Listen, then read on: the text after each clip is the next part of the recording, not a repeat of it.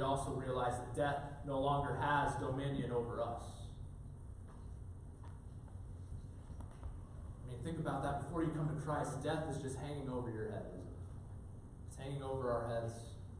There's nothing that we can do about it. When we think about it like that, we realize just how much we were losing before we came to Christ. But when we come to Christ, when we surrender all to Christ, we win. And we're dead to sin and truly alive. Because we're alive to God. Back in Galatians chapter 2 and verse 20, Paul, he words it strangely.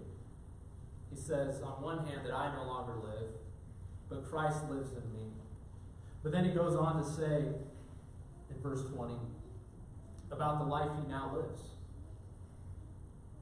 It seems to almost contradict itself, doesn't it? On one hand, he's no longer living, it's Christ living, but then he goes on, he says, but the life I now live, I live by faith in the Son of God,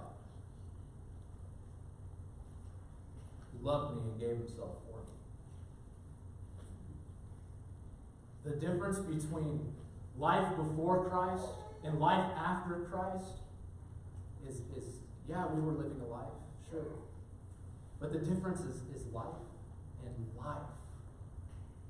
A life that transcends space, matter, and time.